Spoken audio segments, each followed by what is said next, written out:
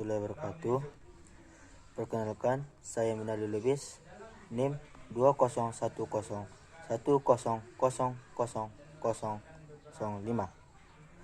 Fakultas Syariah dan Ilmu Hukum, jurusan Ahwal Sosial, semester 4, mahasiswa Institut Agama Islam Negeri Padang Sidimpuan. Tujuan saya dalam melakukan video ini untuk memenuhi tugas dari dosen pengampu mata kuliah Peradilan Indonesia, Ibu Uswatun Hasanah. Sebelum kita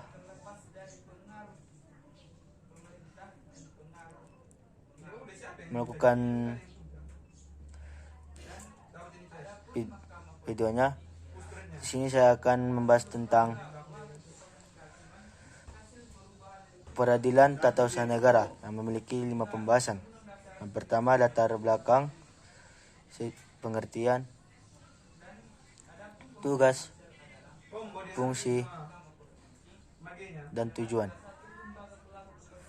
Di sini saya akan membahas tentang latar belakang pembentukan peradilan tata usaha negara. Peradilan tata usaha negara atau peratun dibentuk untuk menyelesaikan sengketa yang ditimbul antara badan atau pejabat tata usaha negara dengan warga masyarakat oleh akibat pelaksanaan atau penggunaan wewenang pemerintahan yang dilakukan oleh badan atau pejabat tata usaha negara yang menimbulkan benturan kepentingan, perselisihan, atau sengketa dengan warga masyarakat. Dasar hukum pembentukan peradilan tata usaha negara yaitu pada Undang-Undang Nomor 5 Tahun 1986 tentang Peradilan Tata Usaha Negara dan Peraturan Pemerintah Nomor 41 Tahun 1991 tentang Pembentukan Pengadilan Tata Usaha Negara. Kedudukan dan kewenangan Peradilan Tata Usaha Negara, yang dimana tepat kedudukan pengadilannya pada pasal 6 Undang-Undang Nomor 9 Tahun 2004 Pengadilan Tata Usaha Negara atau PTUN, berkedudukan di ibu kota kabupaten atau kota dan daerahnya meliputi wilayah kabupaten atau kota. Pengadilan Tinggi Tata Usaha Negara atau PTTUN berkedudukan di ibu kota provinsi dan daerah hukumnya meliputi provinsi. Peradilan Tata Usaha Negara adalah lingkungan peradilan di bawah Mahkamah Agung yang melaksanakan kekuasaan kehakiman bagi rakyat pencari keadilan terhadap sengketa tata usaha negara. Sengketa tata usaha negara adalah sengketa yang timbul dalam bidang tata usaha negara antara orang badan atau badan hukum perdata dengan badan atau pejabat tata usaha negara, baik di pusat maupun di daerah, sebagai akibat dikeluarkannya keputusan tata usaha negara, termasuk sengketa kepegawaian berdasarkan peraturan perundang-undangan yang berlaku. Adapun tujuan peradilan tata usaha negara, yang dimana dilansir situs resmi PTUN, berikut ini tujuan dibentuknya peradilan tata usaha negara. Yang pertama, untuk mewujudkan tata kehidupan negara dan bangsa yang sejahtera, aman, tentram, serta tertib yang dapat menjamin kedudukan warga masyarakat dalam hukum. Yang kedua, menjamin terpeliharanya hubungan yang serasi, seimbang, serta selaras antara aparatur di bidang tata usaha negara dengan para warga masyarakat. Tugas peradilan tata usaha negara dalam laman resmi PTUN juga dijelaskan tugas peradilan tata usaha negara. Yang pertama, menerima, memeriksa, memutus, dan menyelesaikan sengketa tata usaha negara.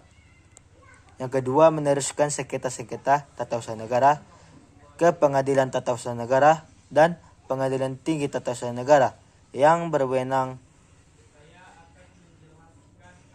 Yang ketiga, peningkatan kualitas dan profesionalisme yang hakim. Yang ketiga, meningkatkan kepercayaan masyarakat terhadap lembaga peradilan guna meningkatkan dan memantapkan martabat dan wibawa aparatur dan lembaga peradilan.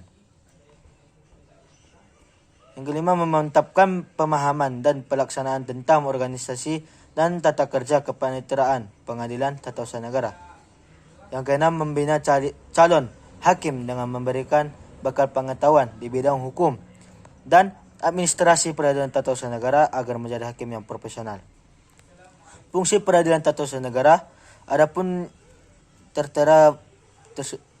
fungsi peradilan tata usaha negara yaitu Yang pertama, melakukan pembinaan pejabat struktural dan fungsional serta pegawai lainnya, baik menyangkut administrasi, teknis, justisial maupun administrasi umum. Yang kedua, melakukan pengawasan atas pelaksanaan tugas dan tingkah laku hakim dan pegawai lainnya. Yang ketiga, menyelenggarakan sebagian kekuasaan negara di bidang kehakiman.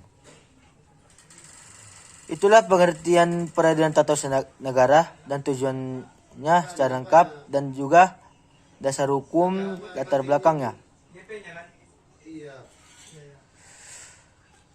Cukup sekian dari hasil pembahasan saya tentang peradilan tata usaha negara.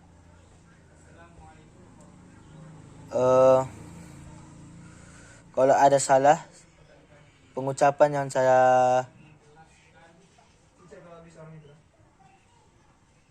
ucapkan di video tersebut, saya memohon maaf pada seluruhnya, dan kepada Allah saya mohon ampun.